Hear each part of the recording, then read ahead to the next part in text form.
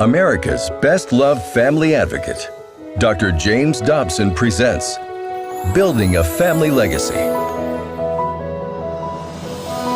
This series of 8 films takes you on a journey from bringing up boys and girls to building a lifelong marriage and ultimately creating a lasting legacy for your family. We invite you to enjoy Straight Talk to Men.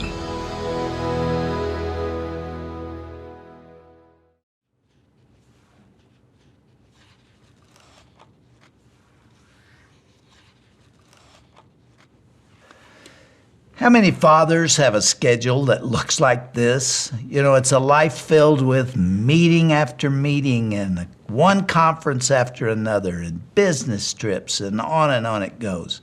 And this doesn't even include the daily to-dos at home, and I've got a whole lot of those. Distractions don't always come with a sinful cover, but if we're not careful, they can be just as destructive. This session, called Straight Talk to Men, that you're about to see, was filmed over 34 years ago. And I'm still alive and well. Well, sort of. But the remarkable thing is that the principles that I shared on that morning so long ago are still very relevant. You'll notice that every comment and every suggestion could be offered today. And that's why I'm sharing them with you now.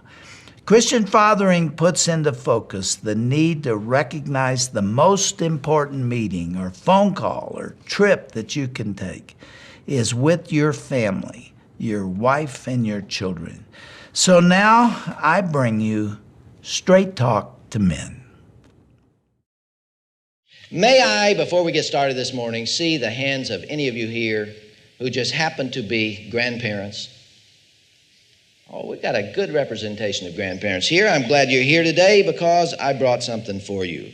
You heard last night I'm on the staff of Children's Hospital in Los Angeles, and we have a paper that's put out by the staff of the hospital called The Chatter, and it contains various items of employee news and things of interest to the staff of the hospital. And a while back, a nurse by the name of Juanita Nelson submitted a little piece for The Chatter that I thought was priceless, but she did not identify who wrote this piece. All she said is that it was written by a 9-year-old girl, a 3rd grade girl. This is a little piece called What is a Grandmother? And as I say, it's written by an unidentified 9-year-old girl. Juanita has retired, and I don't know how to find this little girl, but I know she is a very perceptive child, and you'll see that too. She said a grandmother is a lady who has no children of her own, which is an interesting definition. She likes other people's little girls and boys. A grandfather is a man grandmother.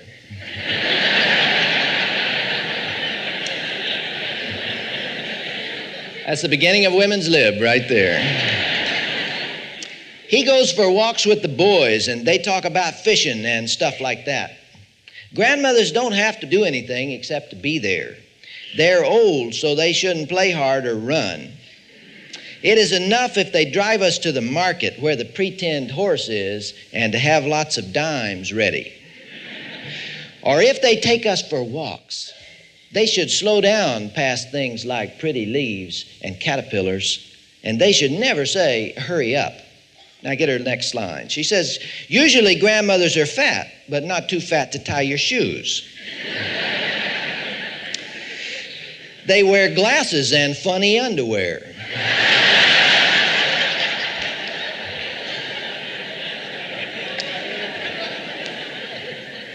They can take their teeth and gums off.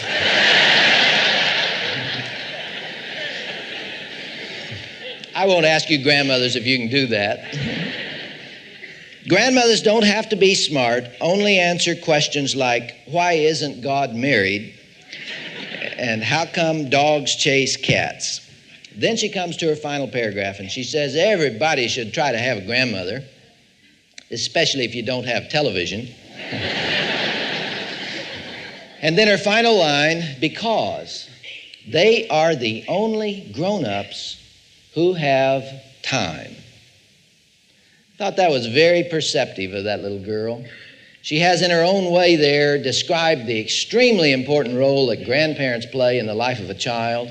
And I believe it's a God-given responsibility, a little different than that of parenthood, but still very important in the life of a child. But as importantly, folks, that little girl has made two references in that one column there to the characteristic that I find most typical of the American family. Indirectly, she's referred to it twice. The single feature that is most typical. Everywhere I go across this country, it's the same story, and that is represented by fatigue and time pressure. Everybody is exhausted. Everybody is huffing and puffing and pushing and shoving and hurrying and running back and forth and working on a to-do list and never quite getting it all done and feeling that constant pressure 12 months out of the year. You work 50 weeks out of the year, and you got a 2-week vacation in the summer, and there's the same kind of pressure. If we don't get to St. Louis by sundown, we'll lose our reservations. And it's a situation that becomes characterized by what I call routine panic. See, it's not atypical at all. It's constant. It's all the time. And in fact, I think we have to do things to make ourselves feel better about it. And so we rationalize a bit and we convince ourselves. In fact, folks, people can look you right in the eye and tell you, and they mean it. That's the interesting thing. They really believe it. They'll tell you why, yes, it's true. We're under a great deal of pressure right now. We don't have much family life. No, we didn't take a vacation last summer. We'll probably get one next year. But we've been working pretty hard, long hours. No, we don't go to the park on Saturdays. We don't really have a lot of time together. But it's a temporary problem. See, there are reasons for it. We have to understand that right now it's kind of tough. But it won't always be this way. See, right now, John's trying to get that master's degree, and till he gets through school, it'll be kind of rugged. So we won't have much family time till a year from June. But if we can just live till a year from June, see, then it's going to change. We'll be out of school, and everything's going to ease up. Then we're going to have family life. Or, well, we just bought this new house, see, and we're trying to fix it up and build on a room or paint it or put in the yards. And until we get our house put together, we don't have the money to hire all this done, it's going to be, we're going to have quite a bit of pressure on us. But as soon as we get that done, then it'll ease up. Or we just bought this new business and we didn't have the money to hire the staff that we needed, and so we're working about 12 or 13 hours a day. But you see, after a year, then the capital will be coming in and then it'll ease up. Then we'll have some family time. Or the classic excuse of all times, well, you know, we just have this new baby and he's not sleeping through the night. And till we get him in kindergarten,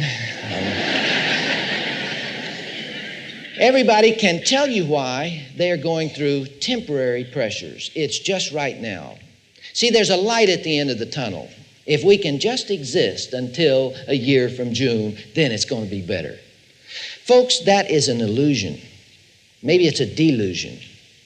We have convinced ourselves that tomorrow will be different, but tomorrow won't be different because the problem is not really out there. The problem is in here.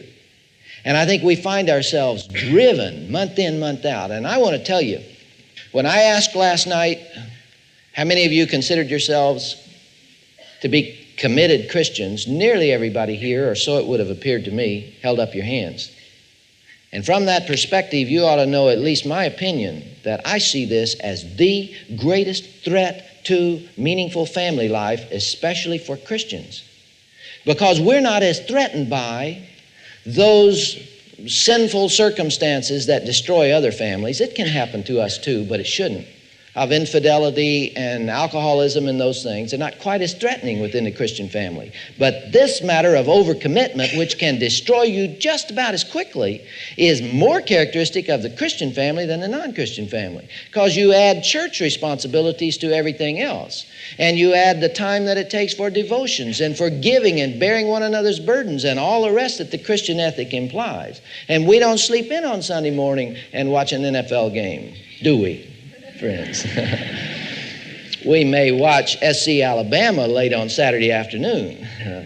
And in fact, folks, I meant to tell you, I wish I could be with you.